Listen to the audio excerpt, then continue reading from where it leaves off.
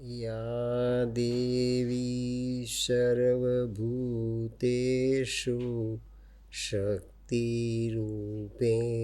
संस्थिता नमस्तस्यै नमस्तस्यै नमस्तस्यै नमो नमः। या देवी सर्वभूतेषु मातृरूपेण संस्थिता नमस्तस्यै नमस्तस्यै नमस्तस्यै नमो नमः। या देवी सर्वभूतेषु मीरारूपेण संस्थिता नमस्तस्यै नमस्तस्यै नमस्तस्यै नमो नमः।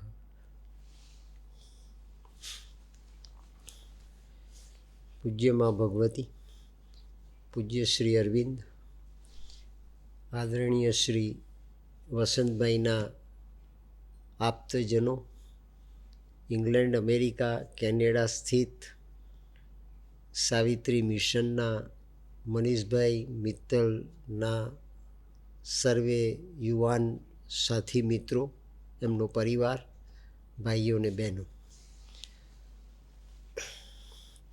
સાવિત્રીની આપણી આ સાધના યાત્રામાં પહેલી વખત એવો અવસર પ્રગટ થયો છે કે જે અવસરમાં આપણને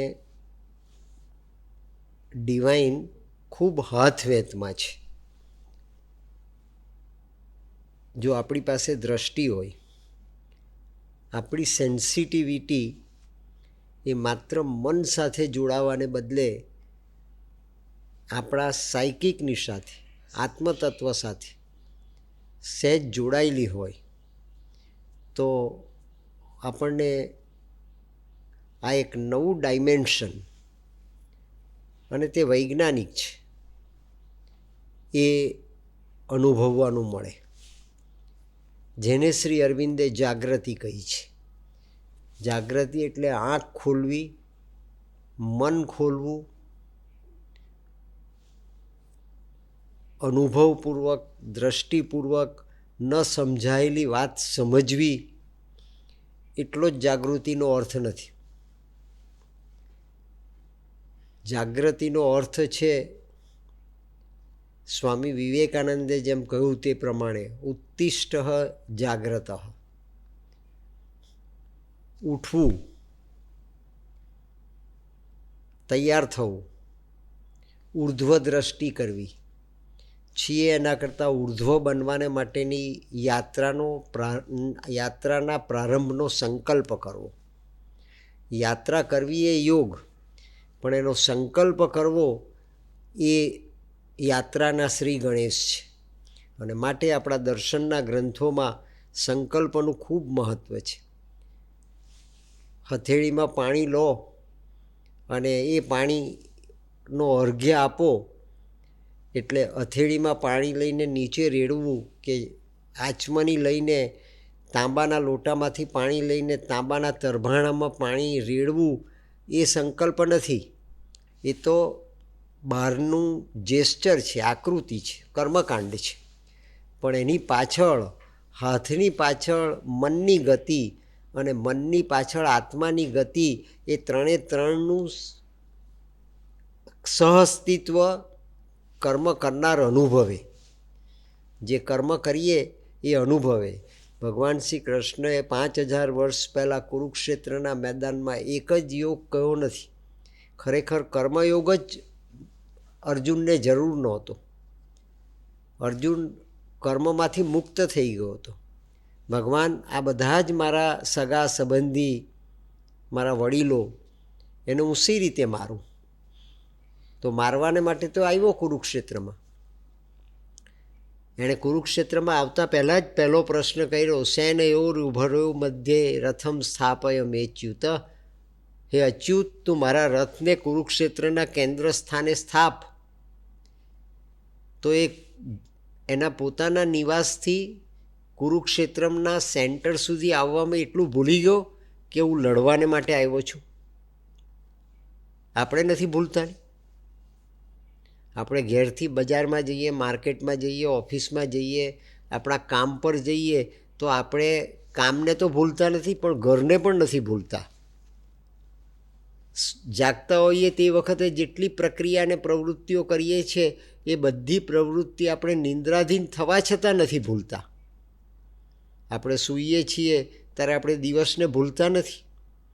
દિવસના કરેલા કામોને, દિવસના કરેલા વિચારોને આપણે ભૂલતા નથી. માટે એ એના અપૂર્ણ તો અપૂર્ણ સ્વરૂપે પણ આપણા સ્વપ્નમાં આવે છે. તો નિંદ્રા આપણે માટે વિશ્રામ બનતી નથી, નિંદ્રા આપણે માટે વિરામ બનતી નથી. નિંદ્રા આપણે માટે સોમનાબ્યુલિસ્ટ વર્લ્ડ બને છે. ઘણીવાર વિપત્તિ બને છે. મનની વિકૃતિઓ એ નિંદ્રામાં આપણી સમક્ષ પ્રત્યક્ષ થાય છે. આવેલા સ્વપ્ન આપણને જગત સમજાવતા નથી, આવેલા સ્વપ્ન આપણને આપણી જાત સમજાવે છે. આપણી આંતરચેતના કઈ છે? માત્ર અરીસો આપણને આપણું સ્વરૂપ બતાવતો નથી, સ્વપ્ન પણ આપણને આપણું સ્વરૂપ બતાવે છે. સ્વપ્નનું વિજ્ઞાન છે, કારણ કે સ્વપ્ન એ કડી છે નિંદ્રા અને જાગૃતિની વચ્ચેની. સ્વપ્ન એ ઊંઘમાં જ આવે એવું નથી, જાગ્રત અવસ્થામાં પણ સ્વપ્ન આવે છે. એને દીવા સ્વપ્ન કહેવામાં આવે છે. પ્રકાશની હાજરી હોય, દિવસની હાજરી હોય, સૂર્યની હાજરી હોય અને આપણને સ્વપ્ન આવે, એ દીવા સ્વપ્ન છે. તે વખતે નથી આપણને સંભળાતું, નથી આપણને દેખાતું, નથી આપણામાં કોઈ ગતિ આવતી. આપણે જ્યાં બેઠા છે તે જગ્યાએ એવા સ્થિર થઈ જઈએ કે કોઈ એક કામની અંદર ડૂબી જઈએ. અને ડૂબી જઈએ આપણે તે વખતે આપણને આસપાસની પરિસ્થિતિનો તાગ રહેતો નથી. એ પણ એક અવસ્થા છે. તો આ બધી જ અવસ્થા નિંદ્રાની, સ્વપ્ન, સુષુપ્તિ, જાગ્રત અને તુરિયા કહેવામાં આવી. એ બધી જ અવસ્થાની અંદર આત્માનું પ્રભુત્વ પ્રગટ થાય. આત્મા આપણા સ્વપ્નને પણ ગાઈડ કરે, આત્મા આપણી સુષુપ્તિને પણ ગાઈડ કરે, આત્મા આપણી જાગ્રત અવસ્થાને પણ ગાઈડ કરે અને આત્મા આપણી તુરિયા અવસ્થાને પણ ગાઈડ કરે. એવી અવસ્થા નિમવાને માટે પરમાત્માએ આપણને આ માનવ જન્મ આપ્યો છે. અને ગયા જન્મમાં જે હતા એની સ્મૃતિ તો જ જાગૃત થાય કે આ જન્મની અંદર આત્મા ચારે ચાર અવસ્થાની અંદર પોતે સેન્ટરમાં આવીને બિરાજે. અને સેન્ટરમાં રહેલો આત્મા એ આપણા મનને શાંત કરીને જીવનને ગતિ આપવાને પ્રયાસ કરે. એનું નામ યોગ. બાકીના બધા યોગની જે બ્રાન્ડ માર્કેટમાં વેચાય છે ને એ યોગ નથી. ઋષિમુનિઓએ યોગ કર્યો, વશિષ્ઠે યોગ કર્યો એ રામને ખબર નહોતી. સાંદીપનીએ જે યોગ કર્યો એ કૃષ્ણને ખબર નહોતી, સુદામાને ખબર નહોતી. એવા કેટલાય ઋષિમુનિઓના દ્રષ્ટાંત છે કે એની પત્નીને પણ એ ખબર નહોતી, ભલે એની સહધર્મચારિણી હતી. અને માટે શ્રી અરવિંદે લખ્યું, my yoga is a journey from time to timeless, from consciousness to consciousness, from alone to alone, from absolute to absolute. મેં આપને કહ્યું તે પ્રમાણે આપણે એટલા સદભાગી છીએ મિત્રો કે આ ઝેરના કુંડની અંદર આપણને અમૃતનું બિંદુ પ્રાપ્ત થયું છે. કલિકાળ એની સમાપ્તિમાં છે અને 16 કળા તો કહેવાય જ નહીં કળિયુગની, પણ પૂર બહારની અંદર કળિયુગ ખીલેલો છે. આચાર, વિચાર, અસત્ય, અધર્મ, અનીતિ, અત્યાચાર, દુરાચાર, વ્યભિચાર, ભ્રષ્ટાચાર, આ બધું પૂર્ણતમ માત્રામાં ખીલીને પ્રગટ થયું છે. તમારે તમારી જાતને બચાવવી એને માટેનો કોઈ ઇન્સ્યોરન્સ નથી. તમારી આંતર જાગૃતિ જ, તમારી અંદર રહેલું ટાઈમલેસનું તત્વ એ જાગૃત થાય અને તમારી દ્રષ્ટિને એ દીવાદાણી તરીકે પ્રકાશ આપે તો જ તમે આ કલિકાળનું જીવન જીવી શકો અને એમાંથી મુક્ત થઈ શકો. નરસિંહ મહેતા પ્રભાતિયું ગાય છે.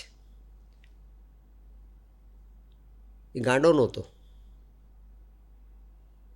એનું વિજ્ઞાન ન સમજનારી પેઢી ગાંડી છે. એના વિજ્ઞાનનો અનાદર કરનારી આપણી યુવા પેઢી ગાંડી છે. એના ચેતનાના સત્યનો સ્વીકાર ન કરનારી પેઢી આપણી અપૂર્ણ છે. કમ્પ્યુટરનું આ ખોખું અને આ પ્લાસ્ટિકનું આપણા પાસે છે તે રમકડું, એને સુપ્રીમ રિયાલિટી માનનાર જગતમાં મૂર્ખા છે. એના કરતાં ભૂતકાળની અંદર જે મૂર્ખા હતા એ આપણા કરતાં વધારે ઇન્ટેલિજન્ટ હતા.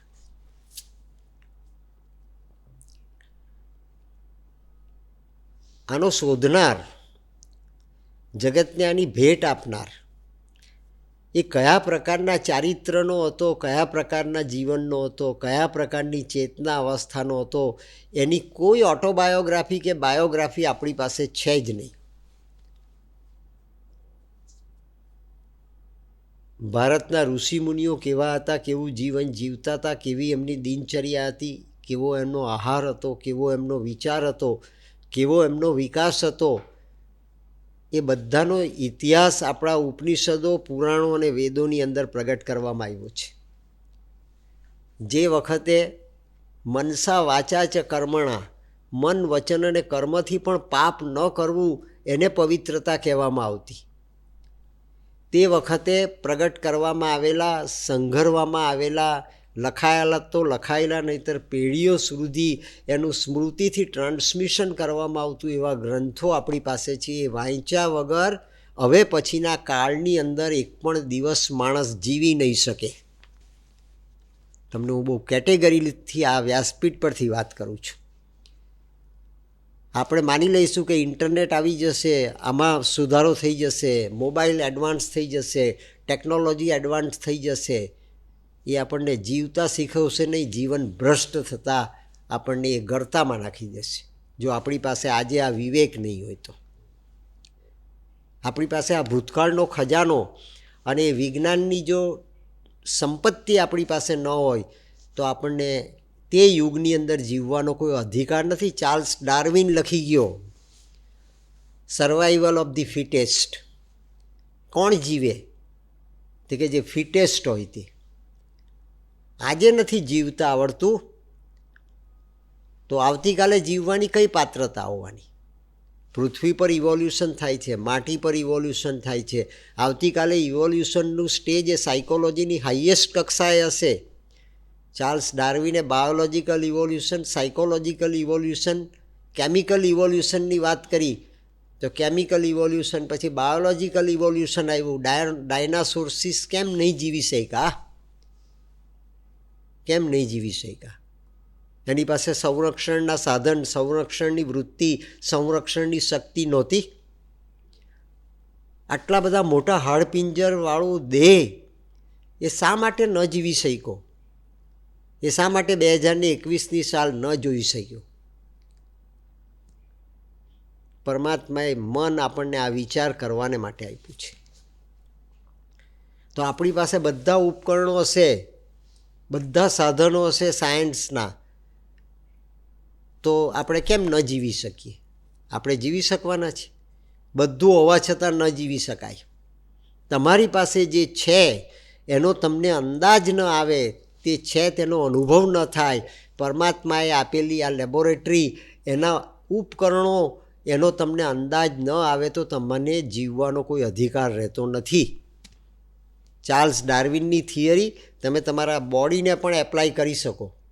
જગતમાં રોબોટ બની જશે પણ જગતમાં પરમાત્માએ 9 માસની અંદર માતાના ઉદરમાં પ્રગટ કરેલું આ બોડી બનવાનું નથી.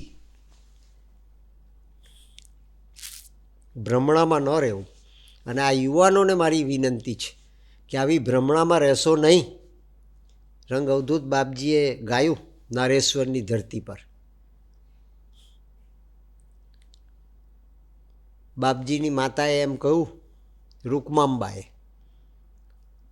જે વિઠોબાની જનેતા. રંગ અવધૂત બાપજીએ વિઠોબાનો અવતાર. પંઢરપુરના વિઠોબા એ વિઠ્ઠલ વિઠ્ઠલ વિઠ્ઠલા હરિઓમ વિઠ્ઠલા એ કૃષ્ણનો અવતાર છે. એ વિઠોબા સ્વયં પધાર્યા વિઠ્ઠલ પંથને ત્યાં, અને તે રંગ અવધૂત બાપજી બન્યા. હું તમને આ સિન્થેસિસ કરીને એ કહેવા માગું છું કે હિન્દુસ્તાનની ધરતી વાંઝણી નથી. આ ધરતી પર પ્રગટ થયેલા સંતો, મહંતો, મહર્ષિઓ, તપસ્વીઓ, ભક્તો, જ્ઞાનીઓ, અબૂધ આત્મજ્ઞાનીઓ, એનું વિજ્ઞાન એ Einstein, Capra, Heisenberg, Stephen Hawkings કરતાં 10 ગણું ઊંચું વિજ્ઞાન છે. વૈજ્ઞાનિકો આધ્યાત્મને ન સમજાવી શકે મિત્રો. આ આત્મજ્ઞાનીઓએ આધ્યાત્મને વિજ્ઞાનને સમજાવી શકે. વિજ્ઞાન તો વિશિષ્ટ જ્ઞાન છે, વિશેષ પ્રકારનું જ્ઞાન છે, અલગ પ્રકારનું જ્ઞાન છે, સંપૂર્ણ જ્ઞાન નથી. એક વૈજ્ઞાનિકની કરેલી વાત 15 વર્ષે 20 વર્ષે બીજો વૈજ્ઞાનિક પેદા થાય તો તેને ખંડન કરે. આઇન્સ્ટાઈનની રિલેટિવિટી બી અપૂર્ણ છે. વૈજ્ઞાનિક એ સોનાનું કાટલું નથી કે જે જીવનને જોખી શકે મિત્રો. એણે પણ કેટલીય રહસ્ય, પ્રકૃતિના કેટલાય રહસ્યો હજુ આજે પણ ઉકેલવાના બાકી છે. યુવા પેઢીએ ભ્રમણામાં ન રહેવાનું, નહીંતર એ ગાંડ પણ ગણાશે. વિજ્ઞાન જીવનના બધા પુરાવા આપશે, વિજ્ઞાન જીવનના બધા જ સત્યો સમજાવશે. વિજ્ઞાન જીવનની સર્વોત્તમ સ્થિતિ, સર્વોત્તમ ગતિ અને સર્વોત્તમ સંપત્તિ આપી દેશે. એના જેવી કોઈ બીજી મોટી ભ્રમણા નથી. હા, એ આપણને સમજવાના માર્ગે લઈ જાય. આધ્યાત્મ સિવાય બીજો કોઈ આરો જ નથી. તમે એને ભક્તિ નામ આપો, તમે એને જ્ઞાન નામ આપો, તમે એમને તપ નામ આપો, તમે એને સત્ય નામ આપો, તમે એને નામ ન પણ આપો. માટે શ્રી અરવિંદે દયાનંદ સરસ્વતીના જીવનના થોડા ડાયમેન્શનને પ્રગટ કર્યા પોતાની સાધનામાં. જે નિરાકારવાદી હતા, મૂર્તિ પૂજામાં નહોતા માનતા. શ્રી અરવિંદે પોતે મૂર્તિમાં ચૈતન્યનો અનુભવ કર્યા પછી દયાનંદ સરસ્વતી સ્વામીના સત્યનો સ્વીકાર કર્યો છે.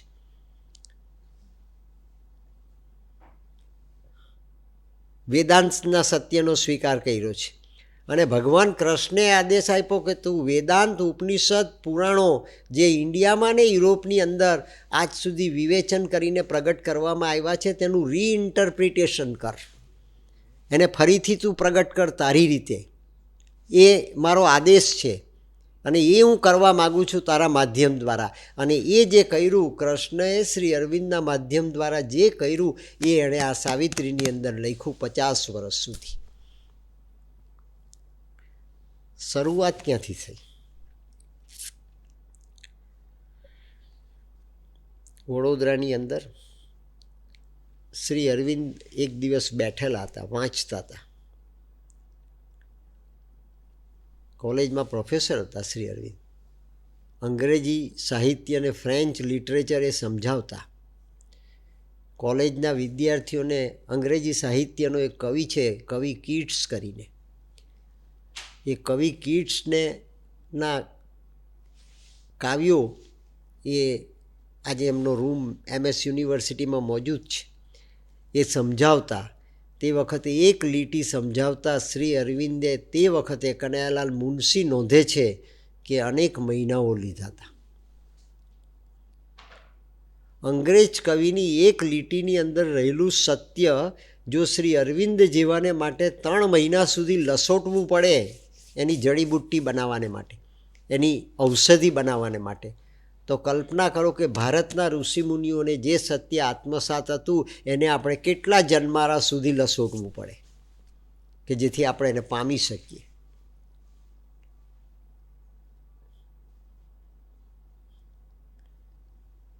ભારતના જળભરતની, ભાગવતજીના જળભરતની સામે આઇન્સ્ટાઈન આપણને અપૂર્ણ લાગે. ફરી વાર કહું, શ્રીમદ ભાગવતના જળભરતની સામે જગતનો મૂર્ધન્ય વૈજ્ઞાનિક આઇન્સ્ટાઈન અપૂર્ણ છે. એ આત્મવિજ્ઞાન આવતીકાલની પેઢીએ આજથી આત્મસાત કરવાનો સંકલ્પ કરવો પડે. એનું નામ જાગૃતિ. તો આપણે એ પામી શકીશું. અને તેને સ્વામી વિવેકાનંદે કહ્યું, ઉત્તિષ્ઠ,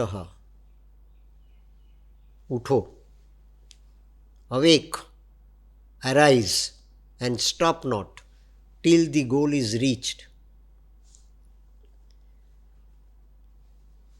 truth is beauty and beauty is truth. એના ઉપર શ્રી અરવિંદે કેમ્બ્રિજ યુનિવર્સિટીમાં ભણતા એક ટ્યુટોરિયલ લખ્યો છે.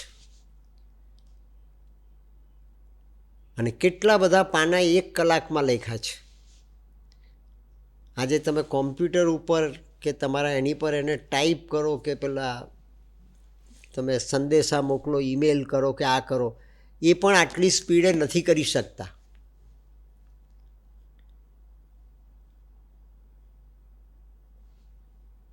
તેને બદલે હજારો વર્ષ પછીનું વિઝન, હજારો વર્ષ પછીની ઘટના, હજારો વર્ષ પછી જે બનશે એ ઋષિમુનિએ અગાઉથી જોયું. વાલ્મીકીજીએ રામાયણ લખાવ્યું ગણેશજીને, એ વાર્તા નથી, ભ્રમણા નથી, જૂઠાણું તો છે જ નહીં. પરમોચ્ચ સત્ય છે, વિજ્ઞાનના સત્ય ઉપરનું સત્ય છે. એ આર્ષ દર્શન છે જે તમને મળી શકે, તમે જોઈ શકો જો તમારી આત્માની દ્રષ્ટિ ખુલ્લી હોય તો. જે આ દ્રષ્ટિ નથી જોઈ શકતી એ આત્મદ્રષ્ટિ જોઈ શકે છે. જે આ હાથ નથી કરી શકતા એ તમારા આત્માનો સંકલ્પ કરી શકે છે. જે જીવન તમે નથી જીવી શકતા એ જીવનને તમે આત્માની એરણ પર જીવવાનો પ્રયાસ કરો તો તમે એને દિવ્ય બનાવી શકો, તમે એને સ્વર્ગ બનાવી શકો, તમે એને શાશ્વત બનાવી શકો, તમે એને સદૈવ આનંદિત બનાવી શકો.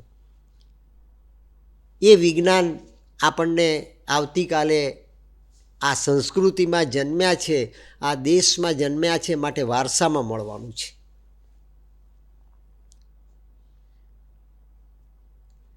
જૂઠાણાના જગતનું આકર્ષણ એ કળિયુગની મોટામાં મોટી ગતિ છે, અવગતિ છે.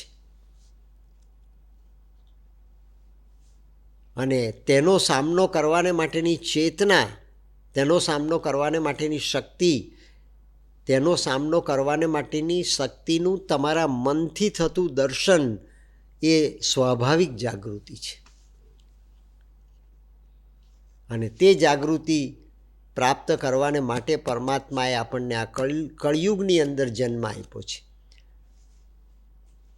મારું એ માનવું છે કે આપણા અનેક પાછલા જન્મો એટલા શ્રેષ્ઠ હશે મિત્રો, આપણા પાછલા જન્મોની અંદર કરેલા એટલા કર્મો સારા હશે, પુણ્ય કર્મ હશે, કે જે કર્મોનો ઉદય કળિયુગના અંતિમ સમયે આપણે માનસિકતાપૂર્વક, સભાનતાપૂર્વક,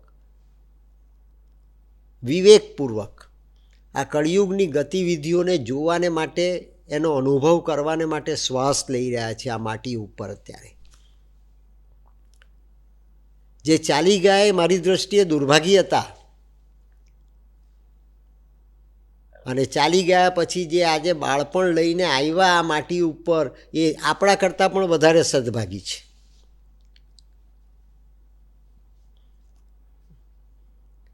આપણે આપણી જાતનું અવમૂલ્યાંકન ન કરવાનું, આપણે આપણી જાતને યથાર્થ રીતે પીછાણવાની.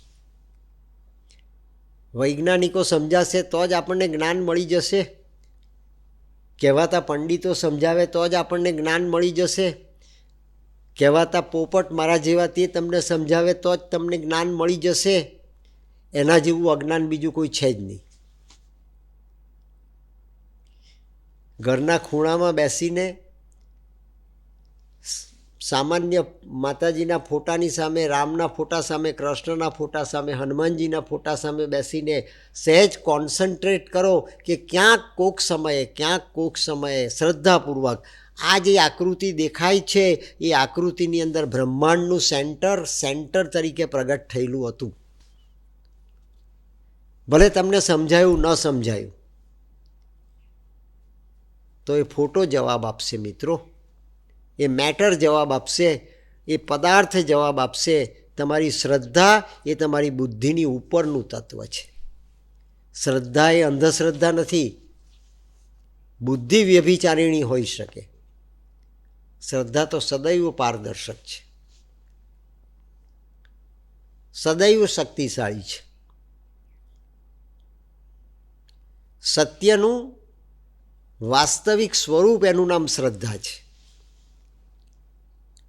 સત્ય નથી સમજાતું એ શ્રદ્ધાપૂર્વક તમે એની સામે જોવાનો પ્રયાસ કરો તો બી એક મોમેન્ટ એવી આવે કે તમને સમજાય એવું યંત્ર પરમાત્માએ જ્યોમેટ્રી પૂર્વક આપણા પિંડની અંદર મૂકેલું છે.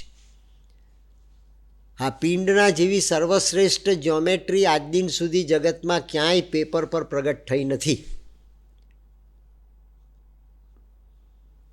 કોઈ સારામાં સારો સર્જન હોય તમારા શહેરનો, અમદાવાદનો, અહીંનો, એને પ્રશ્ન પૂછજો કે તે અઘરામાં અઘરું, આકરામાં આકરું, ચેલેન્જ કહી શકાય એવું ઓપરેશન કર્યું, એ બધું તને યાદ છે? તારું કરેલું? કઈ નસ ક્યાં ગઈ, કઈ વેઇન ક્યાં મુકાઈ, કયો મસલ્સ કેમ ઠીક થયો, કયું કઈ રીતે ગોઠવાયું, તને યાદ છે? અને એ શા માટે એ રીતે જ મૂકવામાં આવેલું? એ જ્યોમેટ્રી આપણને સમજાતી નથી.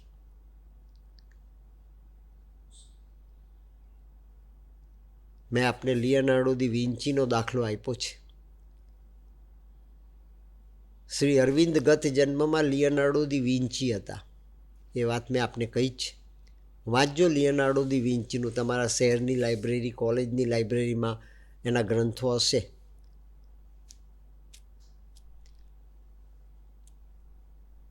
જેને માટે કાપરાએ કહેવું પડે, વૈજ્ઞાનિકે કહેવું પડે, જગતનો scientist ફ્રિટ્જોફ Kapra science of Vinci નામનો ગ્રંથ લખે.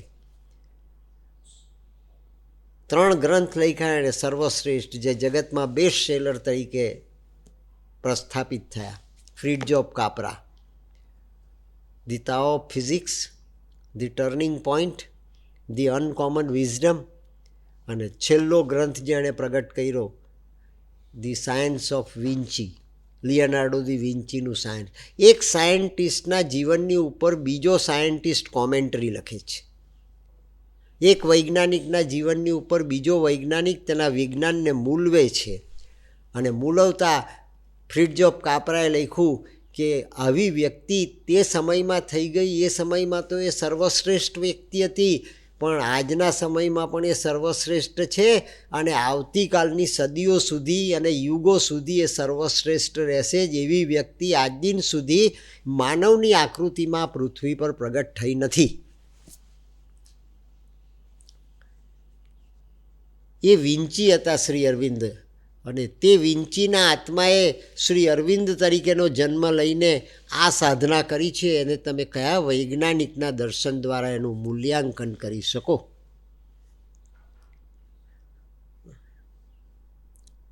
એમાં શ્રદ્ધા, અશ્રદ્ધા, અંધશ્રદ્ધા પેદા કરવાનો કે લાવવાનો કોઈ પ્રશ્ન જ પેદા થતો નથી. આપણને એમાંનું એક ટીપું મળી જાય તો માનવું કે પંચામૃત છે. એક ટીપું મળી જાય તો માનવું કે પંચામૃત છે. નથી મળ્યું તો માનવું કે આપણે એટલા બધા દુર્ભાગી છીએ કે કોઈ ગયા જન્મના પાપ એવા પ્રગટ થયા કે આપણી આગળથી ગંગા વહે છે, તે છતાં આપણને ગટર દેખાય છે, કારણ કે આપણી દ્રષ્ટિનો દોષ છે. આપણી દ્રષ્ટિનો દોષ છે.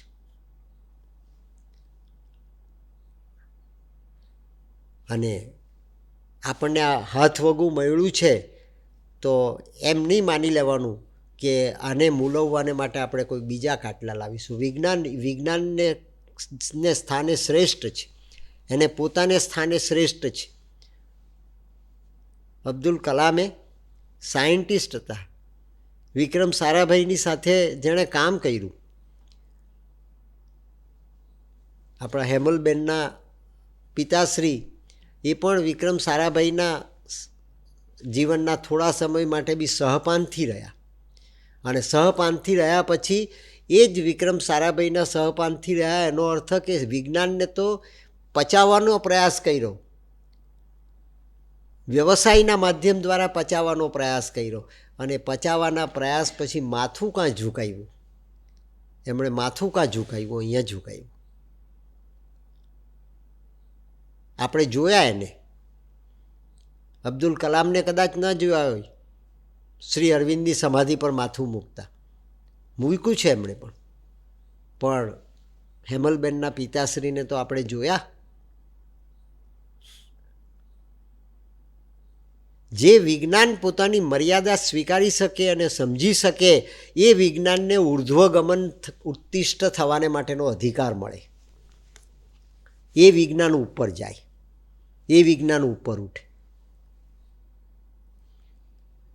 નાસ્તિક આઇન્સ્ટાઈન એ છેવટે શ્રદ્ધા ધરાવે છે કે ના, કોક ને કોક તો શક્તિ છે. 14મી જુલાઈનો દિવસ છે, 1930ની સાલ છે, અને 14મી જુલાઈને દિવસે નોબેલ પારિતોષિક આઇન્સ્ટાઈનને રવિન્દ્રનાથ ટાગોરને મળ્યા પછી રવિન્દ્રનાથ ટાગોર બર્લિન શહેરની અંદર આઇન્સ્ટાઈનની મુલાકાત લે છે. રિવ્યૂ નામનો ગ્રંથ લખવામાં આવ્યો છે આઇન્સ્ટાઈનની ઉપર. એ ગ્રંથની અંદર રવિન્દ્રનાથ ટાગોર અને આઇન્સ્ટાઈનની બર્લિનની અંદર 14મી જુલાઈ 1930ને દિવસે મુલાકાત થઈ. અને બેની વચ્ચે જે ડાયલોગ થયો એ મારી દૃષ્ટિએ શ્રીમદ ભગવદ્ ગીતામાં પ્રવેશવાને માટેની ગીતા છે. ગીતાજીનો પહેલો શ્લોક સમજવો હોય, ધર્મક્ષેત્રે કુરુક્ષેત્રે સમવેતા યુયુત્સવ મામકા પાંડવાશ્ચૈવ કિમ કુર્વંત સંજય. આ પહેલો શ્લોક સમજવો હોય, જીવન કુરુક્ષેત્ર છે, તમારો મારો બધાનો અનુભવ છે, પણ ધર્મક્ષેત્રની એક ક્ષણ પણ આપણને આ કુરુક્ષેત્રની અંદર પ્રાપ્ત થઈ જાય એને માટેનું આત્મવિજ્ઞાન છે. અને એ આત્મવિજ્ઞાનને ઓળખવાને માટેની પાત્રતા કઈ તે કે આઇન્સ્ટાઈન અને રવિન્દ્રનાથ ટાગોરનો આ ડાયલોગ તમે વાંચો તો તમને અર્જુન અને કૃષ્ણના સંવાદની અંદર પ્રવેશવાને માટેની દ્રષ્ટિ ખુલે. મારી વાત સમજાય? એ બી ડાયલોગ છે, ગીતા પણ ડાયલોગ છે. પણ ગીતાનો ડાયલોગ પામવાને માટે બે, એક મૂર્ધન્ય સાહિત્યકાર, મૂર્ધન્ય કવિ જેને જગતે ગુરુદેવ કયા, અને બીજો મૂર્ધન્ય વૈજ્ઞાનિક, રિલેટિવિટીનો શોધનાર. એ બેની વચ્ચેનો ડાયલોગ છે. આપણને એમ લાગે કે આ બે ડાયલોગમાં એક બુદ્ધિવાદી માણસ અને એક શ્રદ્ધાવાદી માણસ, એ બેની વચ્ચેનો ડાયલોગ છે. એવું નથી.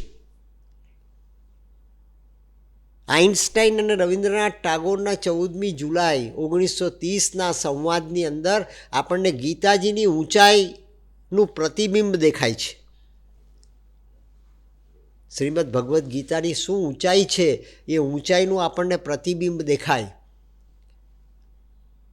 રવિન્દ્રનાથ ટાગોરના પ્રશ્નની સામે આઇન્સ્ટાઈન પોતાના બધા શસ્ત્રો નીચા મૂકી દે છે. મિત્રો, કે મારે હજુ તો માઇલો સુધી ચાલવાનું હશે, તમારી વાત સાંભળ્યા પછી મારે માઇલો સુધી ચાલવાનું હશે.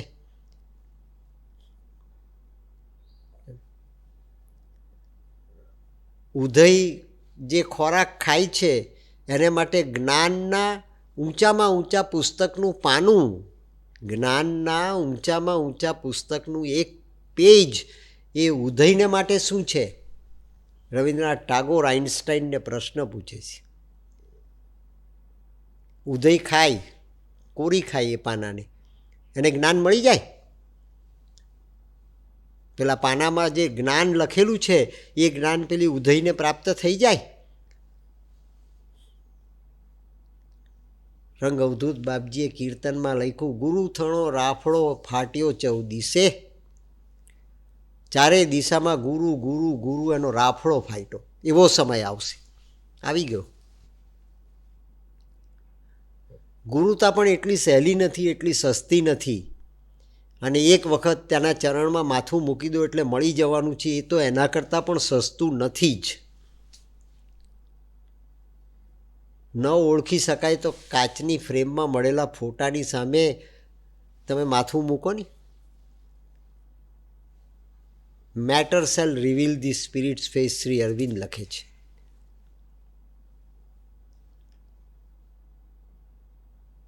અને આઇન્સ્ટાઈને રવિન્દ્રનાથ ટાગોરની વાત સ્વીકારી છે કે હજુ ઘણું કરવાનું બાકી છે. મારી રિલેટિવિટી એ એબ્સોલ્યુટ ટ્રુથ નથી. આપણને એ દિશામાં લઈ જાય ચોક્કસ. બીજા માણસો લઈ જાય, બીજા સમાજના કોઈ ધુરંધરો લઈ જાય, બીજા કહેવાતા સ્કોલર્સ અને જ્ઞાનીઓ લઈ જાય, એના કરતાં વૈજ્ઞાનિકની અવસ્થા એ 100% ઊંચી છે. પણ એણે કરેલી ભૂલ એની થિયરીમાં આજે નહીં તો 10 વર્ષે, 15 વર્ષે, 50 વર્ષે પણ પ્રગટ થાય ત્યારે બીજા સાયન્ટિસ્ટ એની ફોર્મ્યુલાને રેક્ટિફાઈ કરે. ગઈ પેઢીના સાયન્ટિસ્ટને નવી પેઢીના સાયન્ટિસ્ટ એ થિયરીની ભૂલ સુધારે, એ સાયન્સની પ્રક્રિયા છે. આધ્યાત્મમાં જે શાશ્વત સત્ય રજૂ કરવામાં આવ્યું છે, ગંગા સતી બી અનુભવી શકે, મીરાબાઈ પણ અનુભવી શકે, તુકારામ પણ અનુભવી શકે, સામાન્ય કક્ષાનો પૂજારી રામકૃષ્ણ પણ અનુભવી શકે, અને યુવાનોનો આદર્શ આજે નહીં તો આવતીકાલે પણ જે રહેવાનો છે વિવેકાનંદ સ્વામી પણ અનુભવી શકે. એ વિજ્ઞાનના સત્ય અને આધ્યાત્મિક સત્યની વચ્ચેનો તફાવત છે. અને એ પકડાઈ જાય તો માનવું કે જીવન ધન્ય છે. દિલ્હીનો બાદશાહ અકબર બાદશાહ એ બિરબલને એક દિવસ કહે છે કે બિરબલ, આ મીરાબાઈનો તંબુ રાજસ્થાનની સરહદ પર તાણવામાં આવ્યો છે. મીરાબાઈ જઈ રહી છે દ્વારકા. તારા ધર્મની તો એ બહુ મોટી સાધ્વી કહેવાય એમ. મુસ્લિમ રાજા, એના મનમાં એમ થાય છે કે મારે એના દર્શન કરવા છે.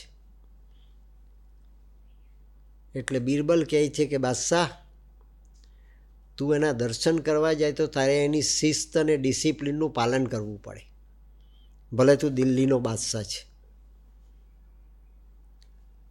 2-3 વખત અકબર બાદશાહે બિરબલને પૂછ્યું કે આપણે જઈએ.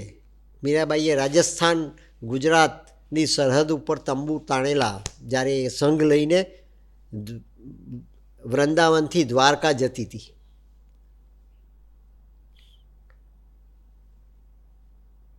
જે વાત આઇન્સ્ટાઈન નહીં સમજાવી શકે એ અકબર બાદશાહને મીરાબાઈ સમજાવી શકે.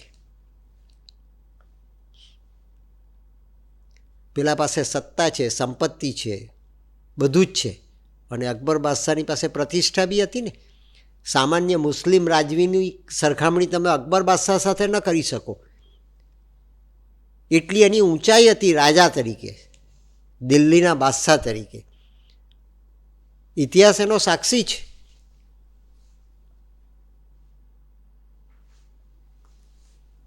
બિરબલ લઈ આવ્યો. રાજા એના તંબુમાં જતા પહેલાં જોડા ચંપલ બધું બહાર કાઢવું પડે, અને તારે ભૂલી જવાનું કે તું દિલ્હીનો બાદશાહ છે. તારે ભૂલી જવાનું, તો આની પાસે જવાશે. અને આપણે બિરબલને બુદ્ધિશાળી તો સમજીએ છીએ ને, બીજા કરતાં બિરબલ બુદ્ધિશાળી હતો એવી ઇતિહાસમાં એની પ્રતિષ્ઠા છે. ચાણક્ય બુદ્ધિશાળી હતો, બિરબલ બુદ્ધિશાળી હતો, આર્યભટ્ટ બુદ્ધિશાળી હતો, વિષ્ણુગુપ્ત બુદ્ધિશાળી હતો, સમ્રાટ હર્ષવર્ધન બુદ્ધિશાળી હતો, સિદ્ધરાજ જયસિંહ એ આક્રોશવાળો હતો, એનામાં આક્રોશ હતા, નાદાનિયત હતી. શિવાજી મહારાજમાં વિવેક હતો. આ બધા અસત્યો છે, આ બધા અસત્યો છે.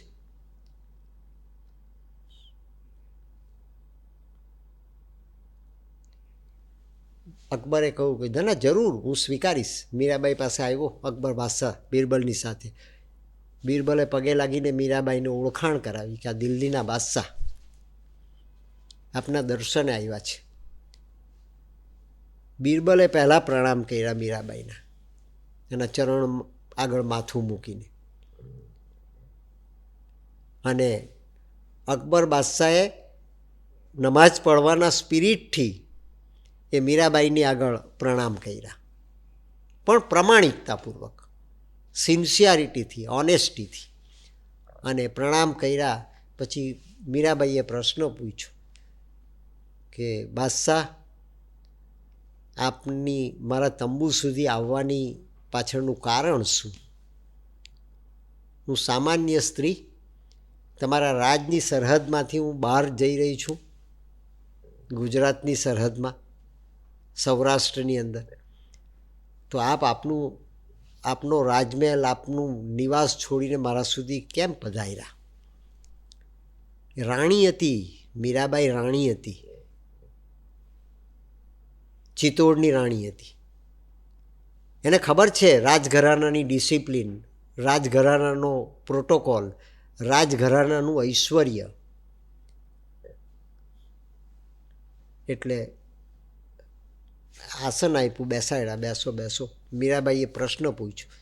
ત્યારે રાજા કહે છે, અકબર બાદશાહ દિલ્હીનો એમ પ્રશ્ન પૂછે છે કે દિલ્હીના સિંહાસન પર હું રાજ તો કરું છું મારા નવરત્નોના સહયોગથી, પણ મારું રાજ અખંડ બની જાય, અમર તપે, ઇતિહાસમાં મારી નામના થાય. હું બી જવાનો, મારે બી મરવાનું તો છે જ, પણ હું કંઈક એવું કરીને જાઉં કે ઇતિહાસમાં મારું નામ રહે. તો શું કરવું જોઈએ? મીરાબાઈ પોતાના રાજ સિંહાસન પર બેઠી નથી. મીરાબાઈએ પોતાના મેવાડનું રાજ ચલવું નથી.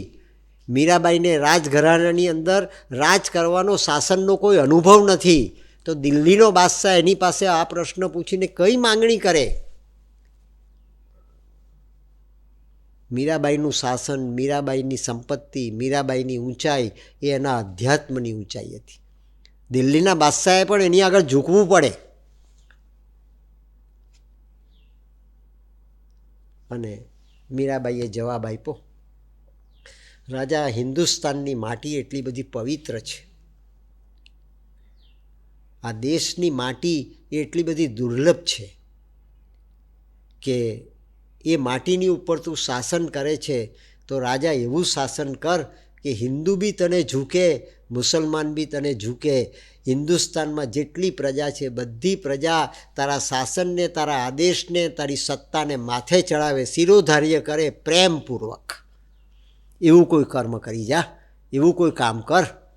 અને ઇતિહાસ સાક્ષી છે કે મીરાબાઈની મુલાકાત પછી, મીરાબાઈના દર્શન પછી દિલ્હીના બાદશાહ એવા અકબર બાદશાહે પહેલી વખત જગતની અંદર આ એક જ દાખલો કે ઇસ્લામનો અનુયાયી એણે બીજા ધર્મની સ્થાપના કરી, દીને ઇલાહી ધર્મની સ્થાપના કરી, જેને હિન્દુ બી સ્વીકારે અને મુસ્લિમ બી સ્વીકારે. આ સત્ય માત્ર મીરાબાઈ આપી શકે, આઇન્સ્ટાઈન આપી શકે નહીં.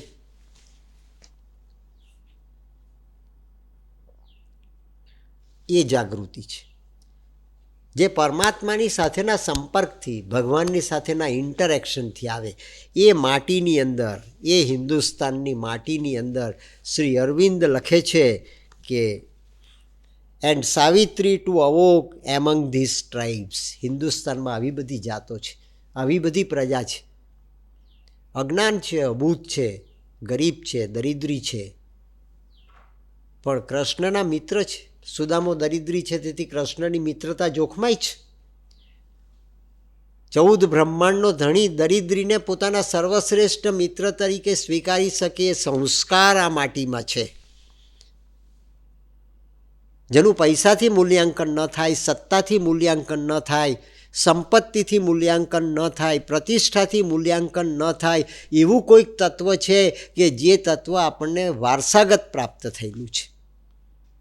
અને તે જ્યારે જાગૃત થાય ત્યારે તેનો અર્થ સાચી જાગૃતિ છે, જેને સ્વામી વિવેકાનંદે ઉત્તિષ્ઠ જાગ્રત કહ્યું છે, અમેરિકાની ધરતી પર.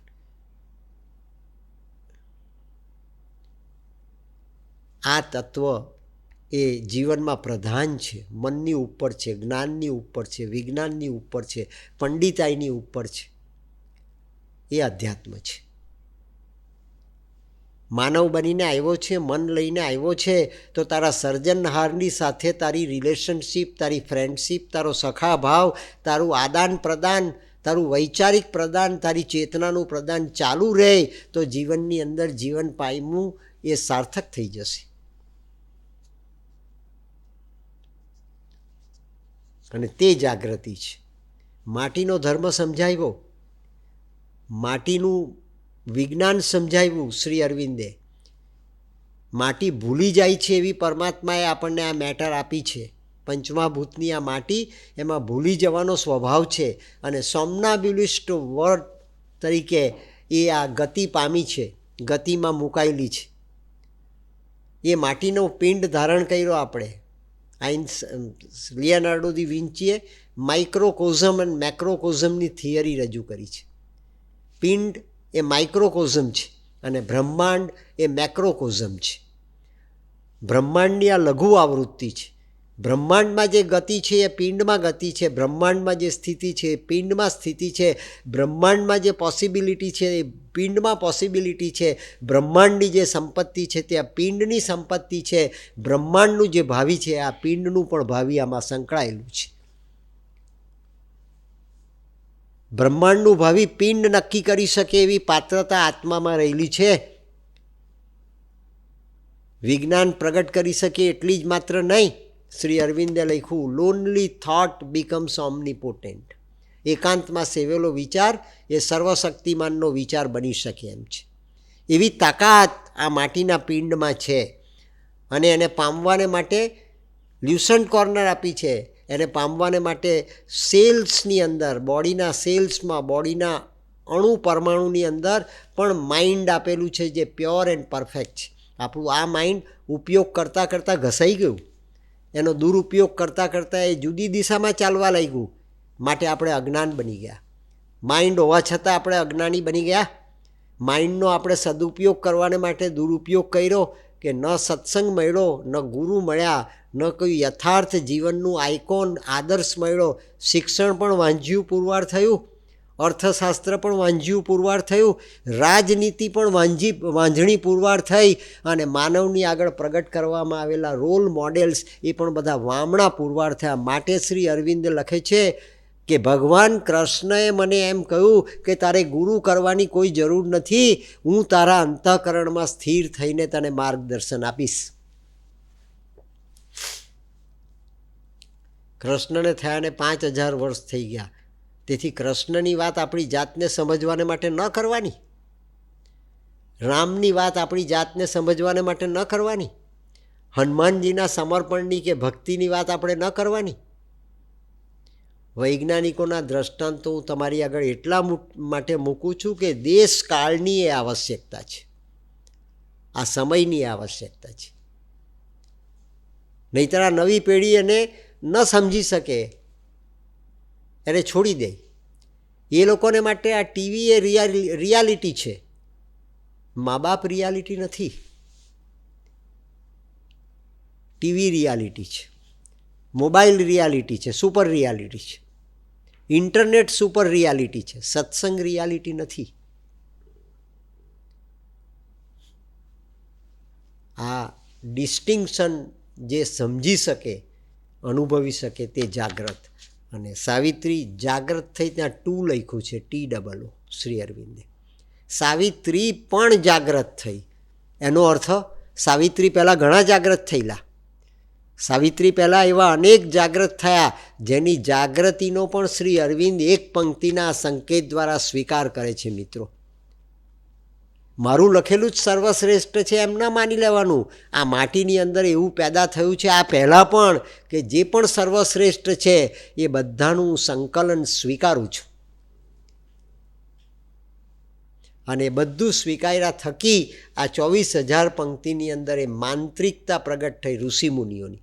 અગત્ય મુનિથી લઈને આજ દિન સુધી જેટલા પણ ઋષિ મુનિઓ પેદા થયા એ બધાની જાગૃતિનો સ્વીકાર કરીને પ્રતિકાત્મક રીતે શ્રી અરવિંદ લખે છે, and Savitri to awoke among these tribes. અહીંયા પ્રગટ થયેલી અનેક જાતો, આદિવાસી જાતમાં સબરી પેદા થઈ, બુદ્ધિના સમાજની અંદર ચાણક્ય પેદા થયો, નીતિ ન્યાય સત્ય અને અહિંસાના ઉપાસકના સમાજની અંદર સમ્રાટ અશોક પેદા થયો,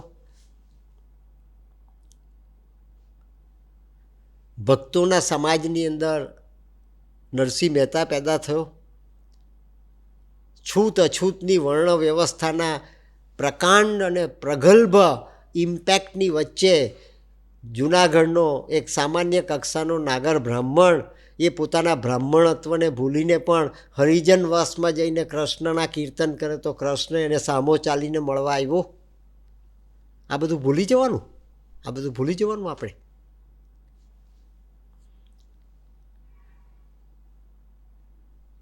શિક્ષણ જગત નથી શીખવતું તો આપણે જાતે શીખવું પડશે, અનિવાર્ય રીતે શીખવું પડશે. તો આ we will be the real survivors because we will be the fittest.